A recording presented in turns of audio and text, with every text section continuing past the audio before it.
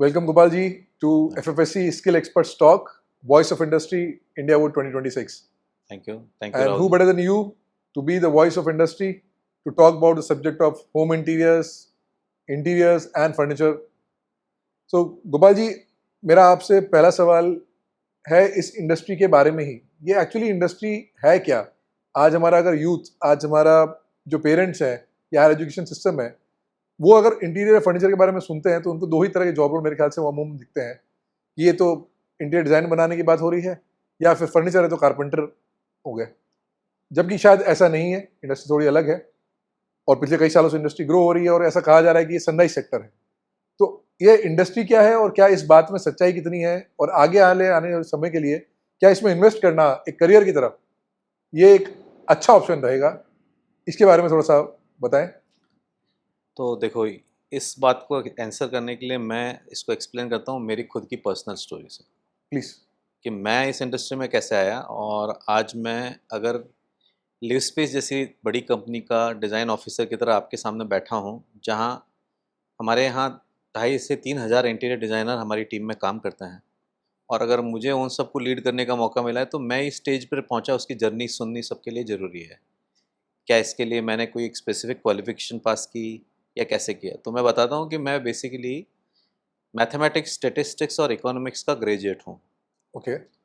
उसके बाद मैंने जावा प्रोग्रामिंग सन जावा से परस्यू की, और मैं जावा JDK 1.2 का प्रोग्रामर हूँ. अगर इतना कोई भी सुनेगा तो उसको नहीं लगेगा कि उसका इस एजुकेशन का और आज जो मैं कर रहा हूँ उससे क्या रिलेवेंस है जी. लेकिन उसके बाद मेरे एनालिटिकल स्किल्स और कंप्यूटर नॉलेज की वजह से किसी एक ऐसी कंपनी को, जिसका स्लीक इंटरनेशनल नाम है, उसको ज़रूरत पड़ी कि उन्हें एक ऐसे पर्सन की ज़रूरत थी जो उनकी कंपनी में थोड़ा कंप्यूटर का ऑटोमेशन लेकर आए, और मैंने इस तरह से इस इंडस्ट्री को ज्वाइन किया, जिसमें अभी भी डिज़ाइन कहीं पिक्चर में नहीं आ रहा है.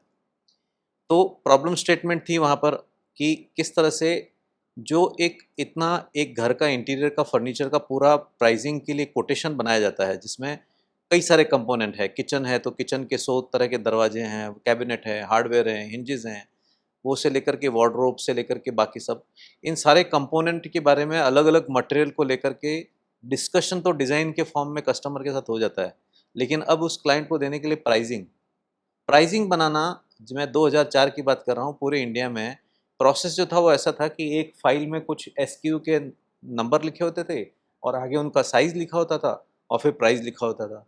अब एक तरफ डिज़ाइनर अपनी स्क्रीन पे पूरी डिज़ाइन देख रहा है, और फिर यहाँ से यहाँ एक SKU जो है वो एक्सेल में कॉपी कर रहा है, फिर उसकी जोड़ लगा रहा है, और वो कस्टमर को बता रहा है कि भाई आपका बजट इतना बना.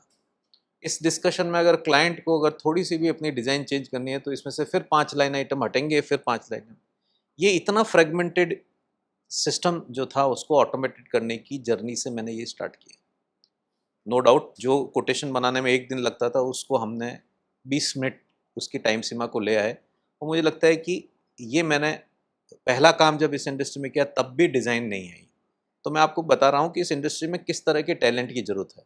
ओके. तो उसके बाद धीरे धीरे जब मैंने देखा कि लोगों को, डिज़ाइनर्स को ट्रेनिंग देने की ज़रूरत है, तो मैंने ट्रेनिंग मॉड्यूल बनाना स्टार्ट किया जिस कंपनी में मैं काम करता था वहाँ. अब जैसा कि आप भी जानते हैं कि ट्रेनिंग देने के लिए आपको सबसे ज़्यादा जानना होता है. जी. ऑब्वियस सी बात है, अगर आप किसी को पढ़ा रहे हैं तो आपके पास हर क्वेश्चन का आंसर होना चाहिए. जी. तो मैं जिस कंपनी में काम करता था वहाँ मैंने सारे डिज़ाइनर्स से बात की, कंपनी के ओनर्स से बात की, और बाकी सारे जो आउटर कस्टमर्स थे उन सब से बात की, और जो मैंने मिला करके ट्रेनिंग मॉड्यूल बनाया, उससे मुझे ये फ़ायदा हुआ कि मुझे सबसे ज़्यादा पता चलने लग गया कि इस मॉड्यूलर सिस्टम या इस कंपनी में क्या होता है. ओके. तो मैं ये कहना चाहता हूँ कि मेरे अपने इंटरेस्ट से मैंने सारा इन्फॉर्मेशन गैदर किया, और अपने किसी एक स्पेसिफिक इंटरेस्ट को ध्यान में रख के जब मैंने देखा कि मेरा एक पर्सनल इंटरेस्ट डिज़ाइन की तरफ है, तो मैंने मॉड्यूलर किचन की डिज़ाइन की तरफ जब मैं मूव हुआ तो उसमें कंप्यूटर भी था, ऑटोमेशन भी था, डिज़ाइन भी थी, कैलकुलेशन भी था. तो ये मेरे लिए इंटरेस्टिंग बनता गया क्योंकि मैं इसी तरह के बैकग्राउंड से था.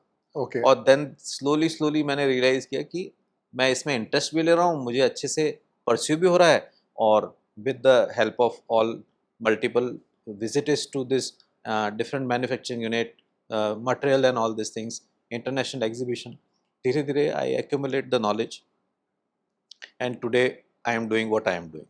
सो मेरा मैसेज स्टूडेंट्स से ये है जो इस करियर में आना चाहते हैं उनसे कि ऑल्दो अनफॉर्चुनेटली कहो या फॉर्चुनेटली कहो, अभी हमारी इंडिया में ऐसी कोई एक स्टैंडर्ड स्ट्रीम नहीं बनी हुई है कि किसी को मॉड्यूलर किचन की कंपनी या किसी को इंटीरियर की किसी एक स्टूडियो को खोलना है तो उसको क्या तरीके से जॉब स्टार्ट करना है। लेकिन अपॉर्चुनिटीज़ जो हैं वो हज़ारों हैं, इमेंस अपॉर्चुनिटीज़ हैं। आप अगर पढ़े लिखे हैं और अगर आपको थोड़ा सा भी डिज़ाइन में इंटरेस्ट है तो भी आप इस इंडस्ट्री में आ सकते हो। अगर आपका थोड़ा सा कॉमर्स में इंटरेस्ट है तो भी आप इस इंडस्ट्री में आ सकते हो। अगर आपका थोड़ा सा मैनेजमेंट में इंटरेस्ट है तो भी आप इंडस्ट्री से आ सकते हो। और अगर आपका स्किल डेवलप करने में या अगर आपका इस तरह का कोई इंटरेस्ट है जिसमें आप मैन्युअली किसी स्किल में इन्वॉल्व होना चाहते हो तो भी आपका इस इंडस्ट्री में वेलकम है। इस इंडस्ट्री में अभी मैन पावर की बहुत कमी है और ये अभी बहुत लंबे समय तक ये कमी रहेगी और बहुत ज़्यादा जॉब की अपॉर्चुनिटी इसमें है।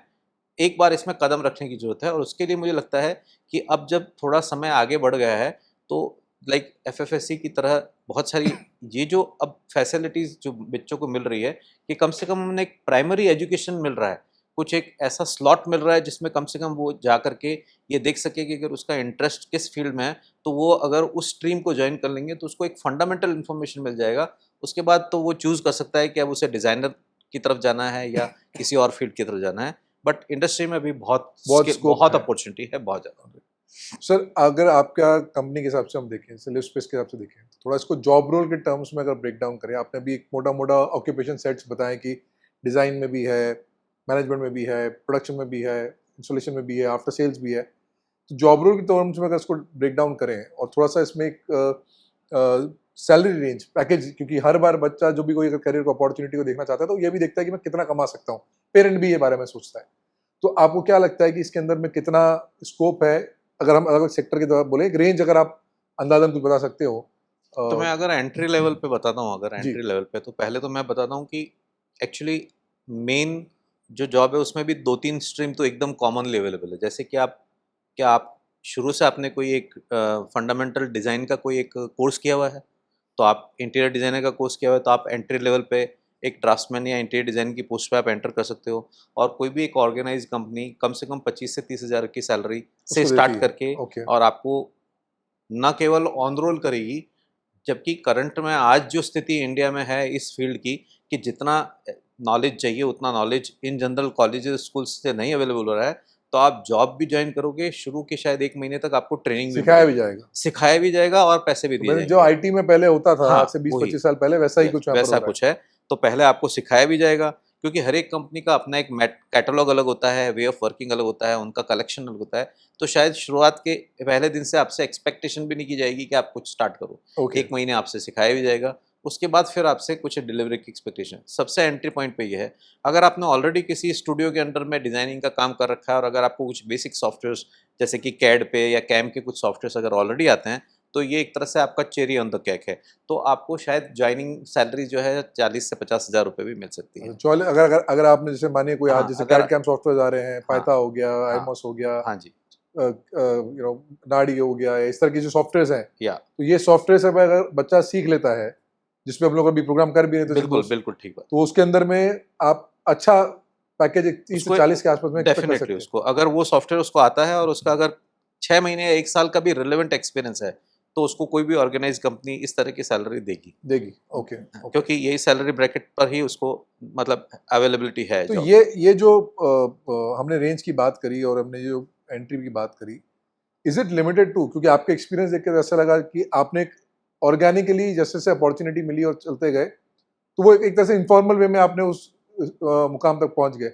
बट आज जिस तरह से फॉर्मली ये इंडस्ट्री को ऑर्गेनाइज किया जा रहा है या ज़्यादा प्लेयर्स आ रहे हैं और बच्चों को जाना है इसके अंदर में, तो कौन सी कैटेगरी का बच्चा, कौन सी एज ब्रैकेट का बच्चा या कौन सी एजुकेशन बैकग्राउंड का बच्चा ये सोच सकता है कि मुझे सेक्टर में जाना है?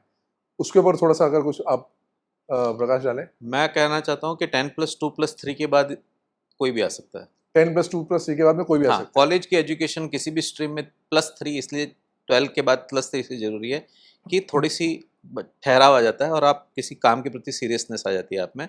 बाकी ऐसा नहीं है कि 12वीं के बाद कोई नहीं कर सकता है, कर 12वीं के सकता बाद है, भी आप सीख कर सकते हैं, लेकिन कर आप सकते थोड़ा सा हैं। एक्सपीरियंस। लेकिन अगर आप एक ऑफ़िस जॉब में जा रहे हैं तो मतलब हाँ, किसी का भी मानना होगा कि आप थोड़ा-सा अपने एक कॉलेज का स्टडी या एनवायरनमेंट में थोड़ा और पढ़ लिए हैं तो that will be a good to you.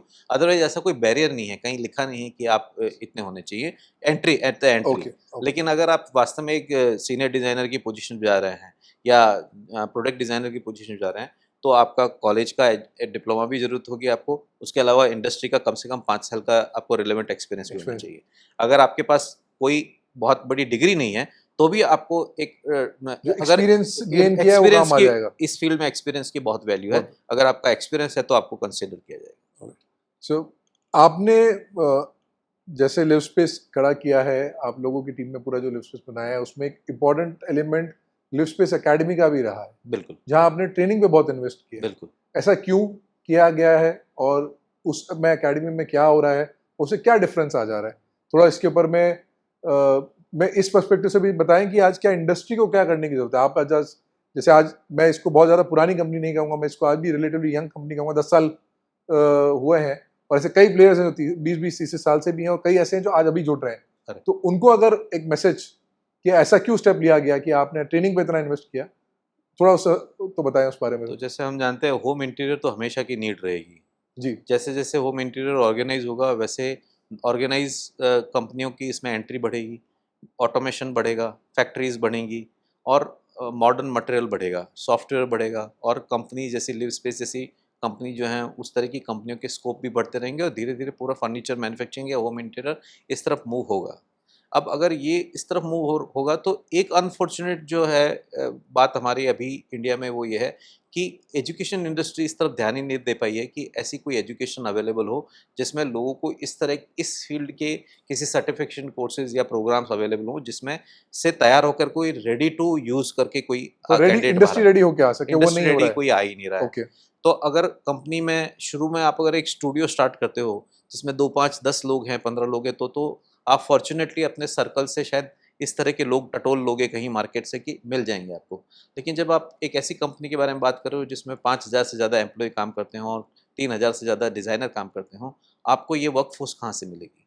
तो हमें भी ये शुरू में जब चैलेंज आया और हमें समझ में आया कि जब हम इंडस्ट्री से जितने भी एक्सपीरियंस के लोग उठा रहे हैं उनको जॉब पे ले रहे हैं, उनको हमारा जो हमने नए सिरे से जीरो से जो कैटलॉग बनाया है या जो सिस्टम्स बनाए हैं मैन्युफैक्चरिंग से रिलेटेड, डिज़ाइन से रिलेटेड, ऑटोमेशन से रिलेटेड, सॉफ्टवेयर से रिलेटेड, वो उन्हें कुछ नहीं आते क्योंकि उन्हें किसी ने नहीं पढ़ाया। ओके। उन्हें मटेरियल के बारे में नहीं पता।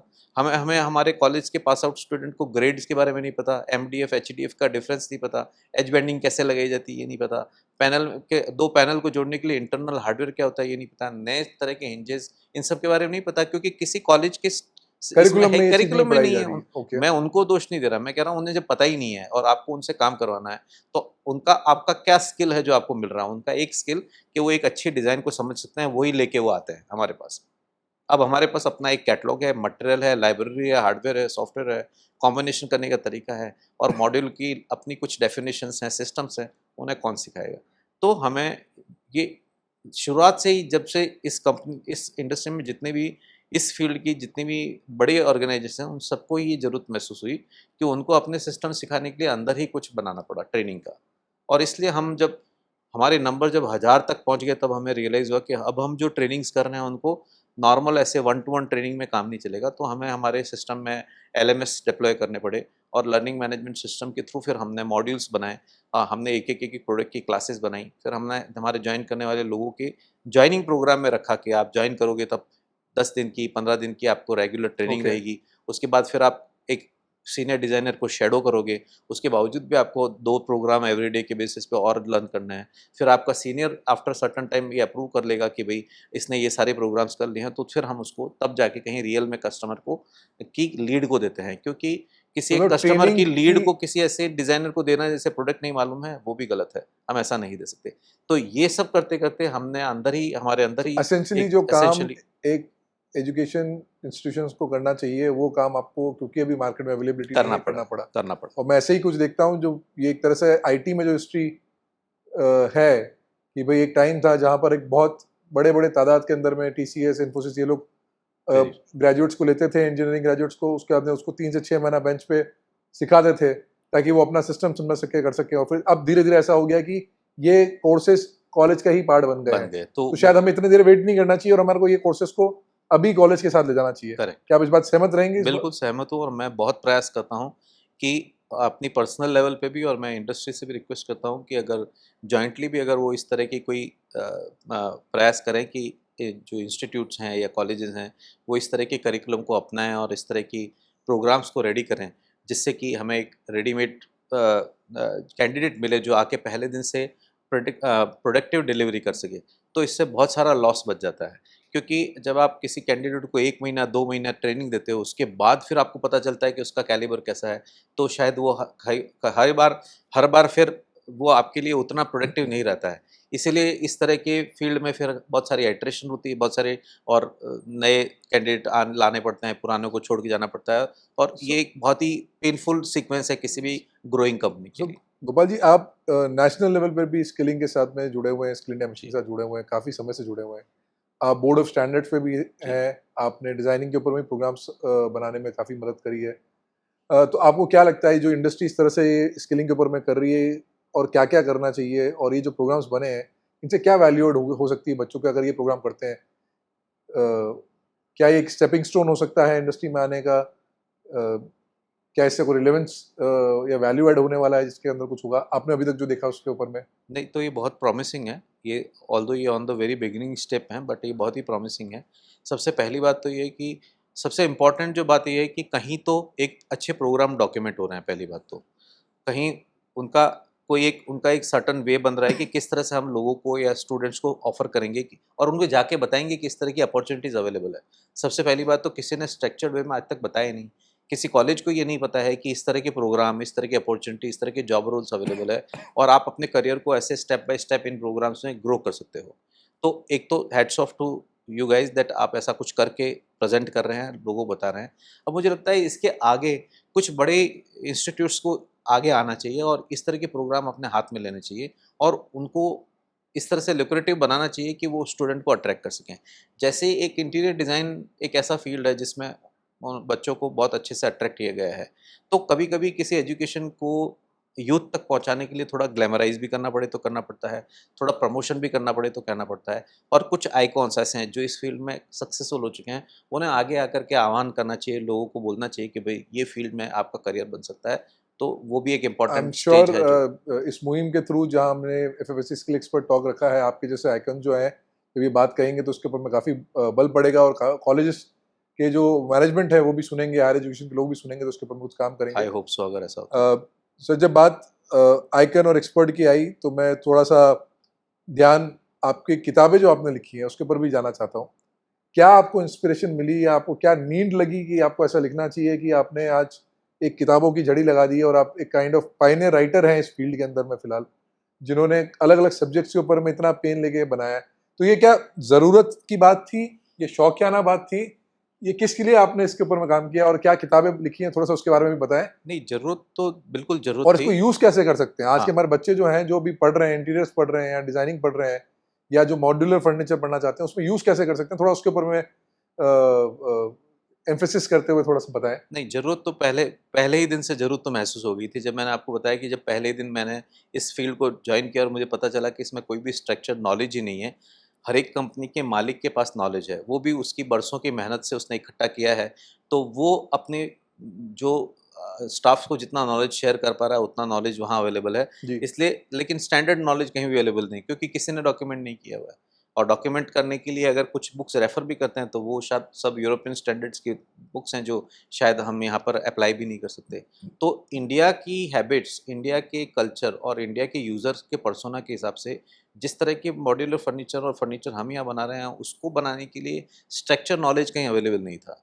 जब मुझे मेरे खुद के जॉब के एक्सपीरियंस से जब मुझे पता लगा कि इतना नॉलेज जो मैंने ट्रेनिंग्स के लिए बनाया है, किसी इंडिविजुअल कंपनी के लिए, तो मुझे लगा कि ये नॉलेज को मुझे अगर और गैदर करके मैं डॉक्यूमेंट करता हूँ, तो ये नॉलेज की कमी हर एक कंपनी में मैंने देखी। तो ओके। हर एक कंपनी के लिए अलग तरह का ट्रेनिंग मॉड्यूल होने का कोई लॉजिक नहीं है। ऐसा देयर 90% नॉलेज वो था जो कॉमन था। 10% नॉलेज ऐसा हो सकता है जो किसी कंपनी के लिए स्पेसिफिक है। ओके। तो कम से कम 90% नॉलेज को अगर डॉक्यूमेंट कर लिया जाए, तो अगर किसी और को पढ़ करके सीखना है, तो उसके लिए वो नॉलेज जो है वो बहुत काम का हो सकता है।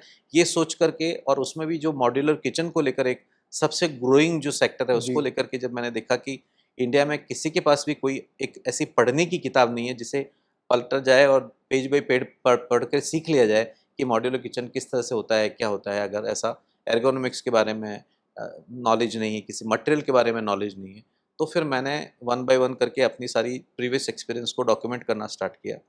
थोड़ा विद गॉड ग्रेस मुझे लगा कि ये मैं अच्छे से कर सकता हूँ, तो मैंने वो डॉक्यूमेंटेशन किया। और जब मेरी पहली किताब पब्लिश हुई तो उसके फीडबैक से मुझे ये रियलाइज़ हुआ कि ये मैंने जो किया है इसकी तो इंडस्ट्री को बहुत ज़रूरत थी, क्योंकि डॉक्यूमेंटेड नॉलेज किसी के पास है ही नहीं। और वो डॉक्यूमेंटेड नॉलेज नहीं है तो उसमें करेक्शन भी नहीं किया जा सकता, उसको आगे अपग्रेड भी नहीं किया जा सकता। तो ये पहली किताब जो थी वो बहुत मेरे लिए माइलस्टोन थी। और जब मैंने देखा कि एक मॉड्यूलर किचन के बाद इतना ही एक डेवलपिंग सेगमेंट और पैदा होता जा रहा है जो मॉड्यूलर वार्डरोब भी है। जब मैंने उसकी किताब लिखने के बारे में सोचा तो मुझे कई लोगों ने कहा कि मॉड्यूलर वार्डरोब की क्या ही किताब होगी, मतलब किचन जैसा कैबिनेट है वैसा ही कैबिनेट है। लेकिन मेरी सोच में बिल्कुल अलग था, क्योंकि वो उसका प्लेसमेंट भी घर में अलग है, उसको यूज़ करने के तरीका भी अलग है। केवल पैनल की कॉमनैलिटी होने की वजह से आप किसी पीस ऑफ फर्नीचर को कॉमन नहीं कह सकते। सो मैंने जब उसको थोड़ा डिटेल में स्टडी किया तो मैंने पाया कि मॉड्यूलर वार्डरोब के साथ तो लोगों के इवन ज़्यादा इमोशंस जुड़े हुए हैं।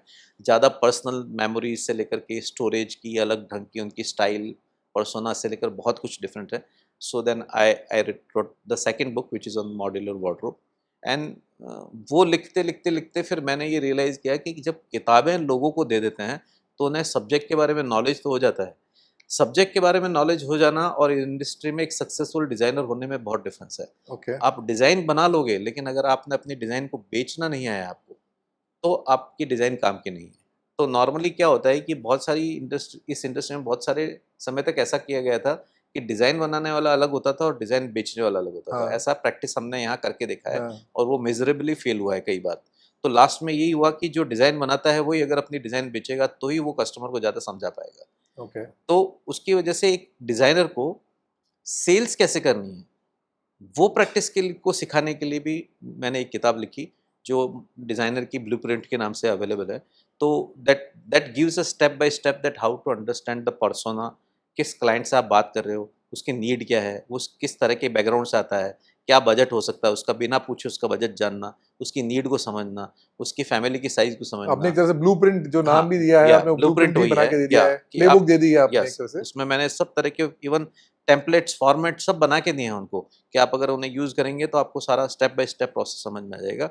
और उसको यूज़ करके फिर आप अपने क्लाइंट की जब प्रपोजिशन तैयार करते हैं, तो वो डिज़ाइन की नॉलेज किस वजह से डिज़ाइन में तो वो अच्छी होती है, आप उसका पिच भी अच्छा कर सकते हैं। और जब आप अपनी डिज़ाइन को अच्छी तरह से, वो आप, एक कहावत है ना कि बोलने वाले के ही बेर बिकते हैं। हाँ, मतलब 2 बेर बेचने वाले आस-पास में बैठे हैं, लेकिन एक बोल रहा है ले ले लो, लो, तो ले उसके लो। पहले बिक जाएँगे, नहीं बोल रहा है उसके।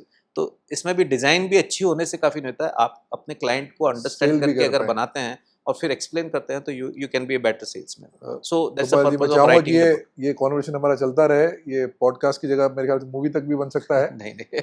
हालाँकि समय की सीमा। और आपसे मेरा एक आखिरी रिक्वेस्ट रहेगा, एक अपील रहेगी कि आज के जो हमारे यूथ हैं, जो उनके पेरेंट्स हैं, उनके लिए आपकी तरफ से एक message as an industry leader, as a voice of industry, कि क्या इस फील्ड के अंदर में उन्हें अपने बच्चों को या खुद को उन्हें करियर बनाना चाहिए?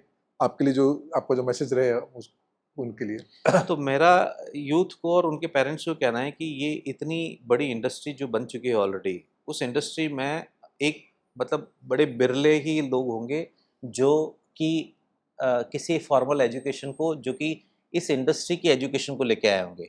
सभी लोगों ने इस इंडस्ट्री को उसी तरह से डेवलप किया है जैसे मैंने मेरी जर्नी से स्टार्ट किया है। तो यानी कि अभी इस इंडस्ट्री में तो अभी इतनी अपॉर्चुनिटीज़ है कि अगर आपका फाइनेंस में इंटरेस्ट है तो आपका जॉब इसमें सिक्योर हो सकता है। अगर आपका आर्ट और डिज़ाइन में इंटरेस्ट है तो आप जैसे लोगों की हमें ज़रूरत है। अगर आपका मैनेजमेंट में इंटरेस्ट है तो आप जैसे लोगों का हमें ज़रूरत है। और ये जो इंडस्ट्री है ये आगे अभी कई सालों तक इंडिया में बढ़ने ही वाली है, क्योंकि इसने अभी ऑर्गेनाइज़ मार्केट जिसे हम कहते हैं, उसने टोटल मार्केट के केवल सिंगल डिजिट ही स्क्रैच किया है अभी तक। मतलब 8 से 9% भी अगर मैं मान लूँ तो बहुत बड़ा नंबर हो जाएगा। तो ये जर्नी 8 से 9 से बढ़ कर के जब डबल डिजिट और 50% तक जाएगी, तो इसमें इतनी अपॉर्च्युनिटीज़ तैयार होंगी, जिसमें टेक्नोलॉजी हो गई, जिसमें एआई आ जाएगा, जिसमें डिज़ाइन आ जाएगी, जिसमें फैक्ट्रीज़, मशीन्स, ऑटोमेशन से लेकर सारी कुछ तरह की जॉब्स की रिक्वायरमेंट इसमें पाई जाएगी। तो मुझे लगता है कि आने वाले समय में इसमें बहुत अपॉर्चुनिटीज़ अभी ऑलरेडी है, तो आने वाले समय में तो और होना तय है। आप लोगों को इस करियर को परस्यू करना चाहिए और मुझे लगता है आपको ऐसे कई सक्सेसफुल एग्ज़ाम्पल मिलेंगे, जो आज इस तरह की इस इंडस्ट्री को लीड कर रहे हैं। आप भी उनमें से कोई एक हो सकते हैं, ऐसी मेरी आपको शुभकामनाएँ हैं और ऐसे हम सब लोग इच्छा रखते हैं कि आप इस इंडस्ट्री को जॉइन करें। Thank you so much, Gopal ji, for joining us, and it thank was a you. pleasure talking to you.